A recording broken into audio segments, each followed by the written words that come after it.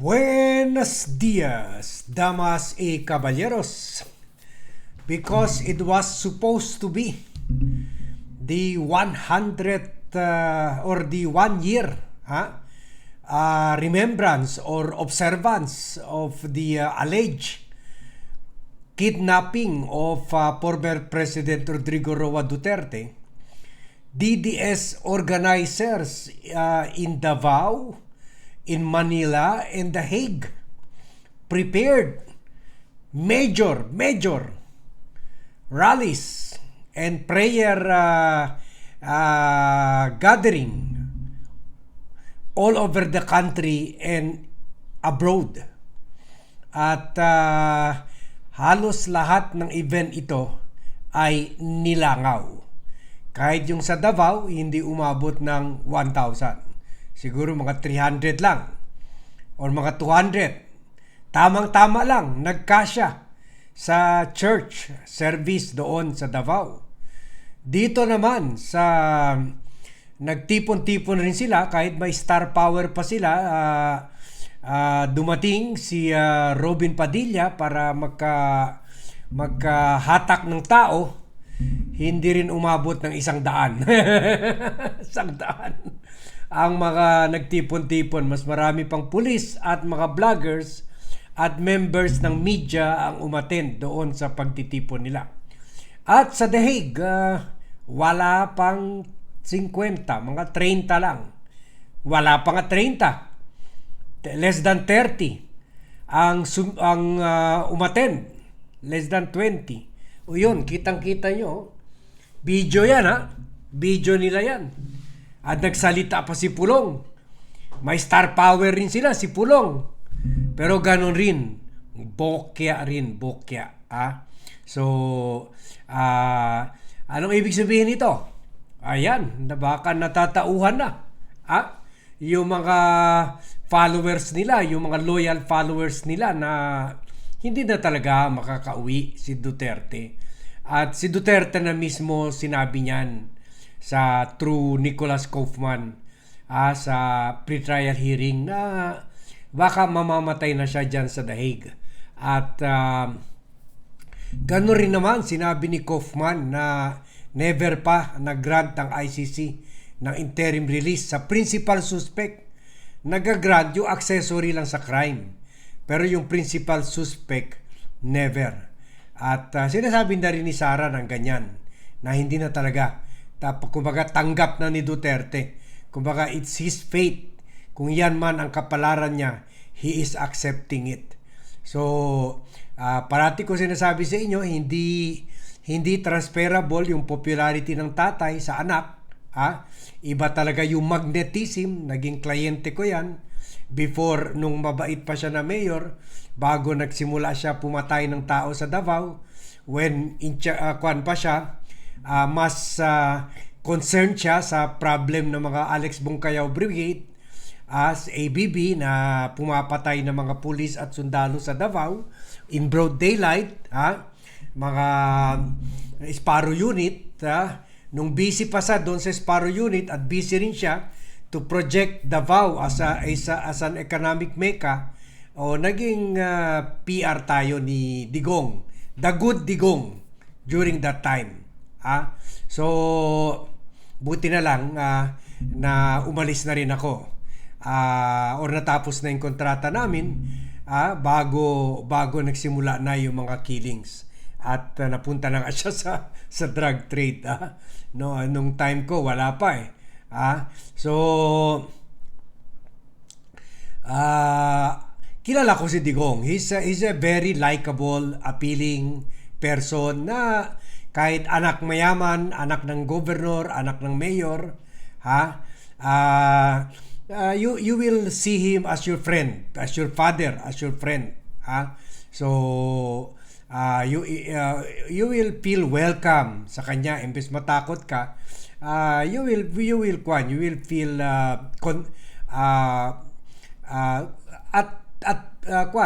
easy at peace, ganon. Very people person siya. A little shy nung noon, Nagbago siya nung naging presidente, naging mayabang na. Pero noon, pabiro-biro lang, a little shy, being a probinsyano. Ha? So, ganon. Hindi yan transferable sa anak. Nakikita natin na yung personality ni Sarah parang nakakatakot, parang flip. Parang may problema sa utak. Natatakot ang mga tao. She may be worse than her father. Ha? Baka pati mga kwan nila, mga supporters later on ipapakulong. Ganon. And she's a parang walang modo at hindi naman down to earth tulad ng tatay. Kumbaga siya, pati si Pulong, pati si Kitty, pati si Baste ay burgis ang dating, mayaman ang dating na hindi talaga para sa masa. Hindi talaga ang feeling ng mga tao, hindi yung mga anak iba sa tatay. So ang loyalty nila talaga is mainly sa tatay. Kung may hope pa sila na as long as they have hope that the father will still go out, will still return home, tuloy pa rin ang suporta. Pero ngayon, umabot na ng 1 year. Kaya ngayon, nagsisimula na sila ma-realize na wala na. Tapos na si Duterte at ayaw naman natin sa mga anak, lalo na si Sara. Let's move on na. Let's move on na sa buhay natin. At kahit yung mga OFW sa abroad, na mga loyalists nila, naubos na rin yung pera sa kapupunta dyan.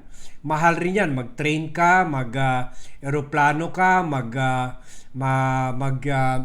mag-hire ka ng kahit bus. Minsan nag-hire sila ng bus from other EU countries, kung sa US mag-aeroplano, and then kung nagkuhan sila, nag-carpooling, ganun, mahal pa rin. Lalo na ngayon, mahal ang gasolina kahit dyan. So, kukunti lang talaga ang pumunta. Wala pang 30. At yung iba naman, pumunta lang dyan para mag-vlog, para mag-content. Kalahati ng 30, mga vloggers pa. So, hindi talaga tunay na Duterte supporters. So wala na, kahit yung sa kahit yung sa wala pang 50, mga ganun rin, mga 30 lang yung pumunta sa Supreme Court. Nagdagdag na naman ng signature, pero mga 200 from 160 to 250,000 lang ata eh. Kaya ang tanong, saan yung 32 million? So this shows na wala na. Ito 1 year pa lang. Just imagine kung after 3 years, halos nakalimutan na si Duterte after 3 years. Pagkatapos masisira pa, madudurog pa si Sara sa mga hearing sa Blue Ribbon, sa Justice Committee ng House, and then madudurog rin si Duterte sa mga revelasyon at mga testimony ng mga witnesses dyan sa ICC trial. Kasi matutuloy talaga yan, ma-affirm talaga yan na may basehan talaga to push through with the trial. At makikita ng tao, lalo ng mga DDS, na hindi pala invento yung sinasabing killings. Totoo pala yun. At si Duterte talaga, at pati si Sara involved doon, Bongo at Bato de la Rosa. So ngayon kasi sinasabi nila isolated case. Nagbibiro lang si Duterte. Ngayon nakita sa pre-trial hearing, nakita natin yung katotohanan. Lalo na pati mga DDS rin. At dyan rin sa hearing ng Justice Committee, lalabas rin dyan yung mga financial records, yung mga Anti-Money Laundering Council record sa mga deposits ni Sara, sa mga pera galing sa drugs, kina Michael Yang, mga drug lords, mga pogo lords, baka pati si Atong Ang, meron din contribution sa kanila, may tumatanggap rin sila monthly, so lahat lalabas yan. Kung lalabas yan, durog rin sila. So, baka sa next year anniversary, wala nang halos mga 10 na lang, sa 10 na lang ang mga tao, o 5 na lang napupunta. Puro mga vlogger na lang, para magka-content lang. So yan, tingnan natin baka sinasabi nyo binobola ko lang kayo. Tingnan nyo to.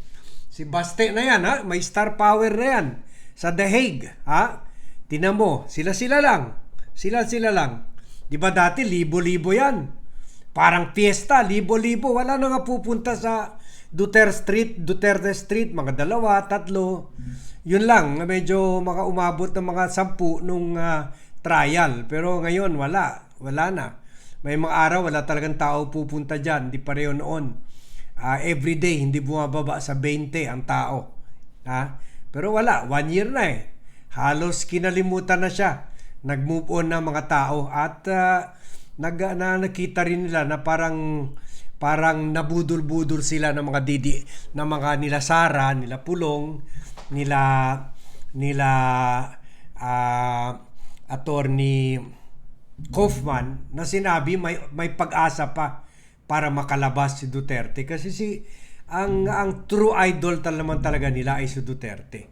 So panoorin natin itong speech ni Pulong at makikita na rin natin kung gaano sila kakaunti sa rally kahapon.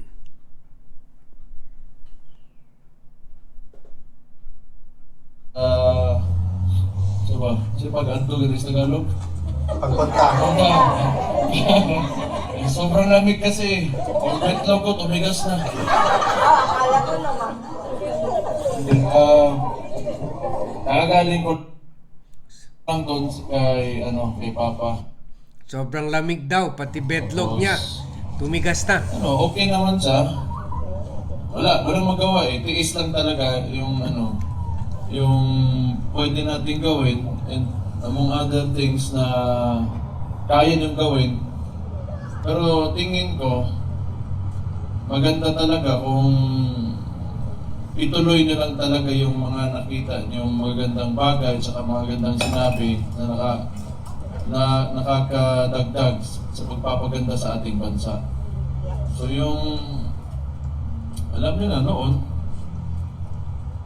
may point of comparison naman talaga tayo when it comes to what was governance then and what is governance now in this administration that we are in. So somehow tingin ko di naman talaga okay yung sitwasyon, pero okay na rin na nakita natin kung ano yung gusto natin para sa Pilipinas talaga. Yung tatay ko, nandyan yan. Kasi handa talaga siya na if ever it will come to yung nangyari sa kanya, isakripisyo niya talaga yung buhay niya para sa inyo. Wow. Kasi noon pa lang, hindi pa yung tumatakbo ng presidente. Yung tinatanong pa kami doon sa Davao, kami mga anak, lahat kami hindi pumayag talaga. Kasi alam namin magulo. Kasi kilala namin yung tatay namin na he will fight for his people, the Filipino people. Lawyers. Because he fought for Davao City. Okay, pwede na yung Baste. Si Baste, bolero na rin. At dito, syempre makita nyo na sila-sila na lang. Sila-sila na lang talaga. At ito nga si Baste, padrama-drama pa na ayaw daw talaga nila yung tumakbo sa pagka-presidente si Duterte kasi alam nila talagang mabibisto yung mga drug operations nila. So tingnan na naman natin yung crowd kahapon. Ito galing sa mga vlogger nila. Yan lang sila, kukunti lang talaga.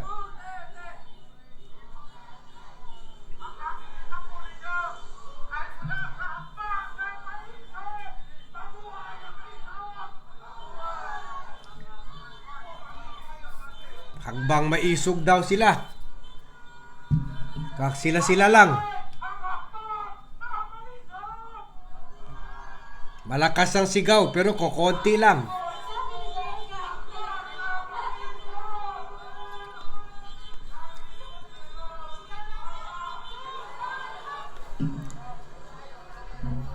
Mas marami pang pulis Mas marami pang pulis at mga member ng media. Mas maraming member ng media. Halos hindi na makadaan yung mga sasakyan dito sa Yung mga naka-blue, pulis yun. Yung mga blue, naka-blue, pulis yun. Okay. Wala. Kayo-kayo lang talaga. O ito naman, sa Facebook ng GMA7. Sila-sila lang. Nilinaw ni Atty. Ferdinand Tomasio, kabilang sa mga taga-suporta ni dating Pangulong Rodrigo Duterte na wala silang intensyong i-pressure ang Korte Suprema. Bagkus ay gusto lamang anya nilang madalang na makiusap na maglabas na ng desisyon sa lalong madaling panahon kaugnay ng inihain nilang petisyon ng 1 taon hinggil sa extraordinary rendition. Mas marami pang pulis, naka-blue, kaysa rallyista. Tapos sabi, hindi na daw makakadaan yung mga sasakyan. Hindi makakadaan yung sasakyan dahil sa dami ng kapulisan. O umano'y kidnapping laban kay dating Pangulong Rodrigo Duterte. Kabilang si Tomasio sa mga nakisali sa rally ngayong hapon, kasama ng iba't ibang sektor sa harap ng Korte Suprema. Ayon kay Tomasio, 1 taon na rin naman kasing nakabitin kung ano ba talaga ang lagay ng inihain nilang petisyon at gusto nilang malaman kung tama ba ang ginawa ng gobyerno na inaresto at ipinadala sa dahig ang dating Pangulo. Makatutulong anya ang gagawing paglalabas ng desisyon ng Korte Suprema para sila makamove on na at pagtunang pansin ang iba pang mga issue, lalo na ang kinakaharap na epekto sa presyo at supply ng produktong petrolyo dahil sa gera sa gitnang silangan. Dumating din dito at nakiisa sa rally sina dating Congressman Mike Defensor at Atty. Trixie Angeles. Kaninang umaga naman ay nakiisa rin sa mga unang grupong naghain ng signature campaign sheet dito sa Korte Suprema, si Senator Robin Padilla. Ayon kay Padilla, bilang miyembro ng PDP, ay nangangamba sila sa kalagayan ngayon ng dating Pangulo sa dahig makalipas ang 1 taon. Kaya't nangalap-anya sila ng mahigit 200,000 pirma mula sa mga taong totoo para ipanawagan sa Korte Suprema na magdesisyon na kung legal ba o illegal ang pagdadala sa dahig sa dating Pangulo. Patuloy ang rally ng mga taga-suporta ni dating Pangulong Rodrigo Duterte dito sa harapan ng Korte Suprema. Kakaunti lang. Sila-sila lang.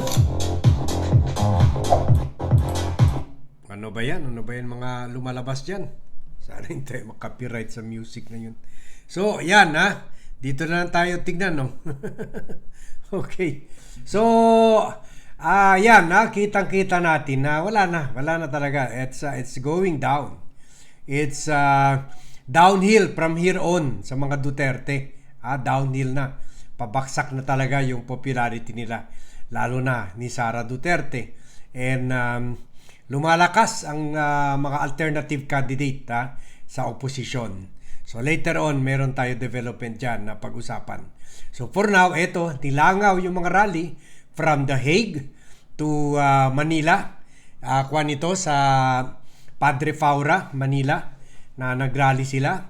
And then even sa Davao. At wala na rin gaano aksyon sa mga iba't ibang parte ng Pilipinas, hindi kagaya nung a few weeks after or na-aresto or na-deport o na-kick out si Duterte papunta sa daig.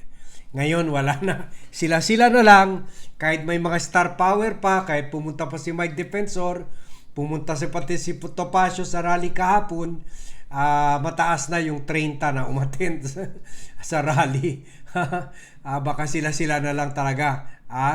At pumunta pa si Robin Padilla, wala na rin yung star power ni Robin Padilla, na nag-ambisyon pa naman tumakbo sa pagka vice-presidente kay Sara Duterte.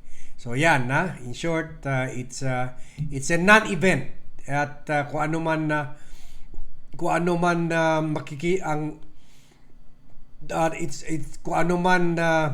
indikasyon makita natin doon ay yung waning or pabaksak na, pababa na ng suporta sa kanila ng kahit yung mga DDS crowd. Kumbaga, ang tanong, saan na yung 32 million? Nawawala na. Okay? So, sige. Yan po ang update natin dito, sa 1 year anniversary ng pagkakulong, pag-deport ni former President Rodrigo Roa Duterte. Thank you very much for joining me in this pre-recorded vlog, and see you in my next vlog.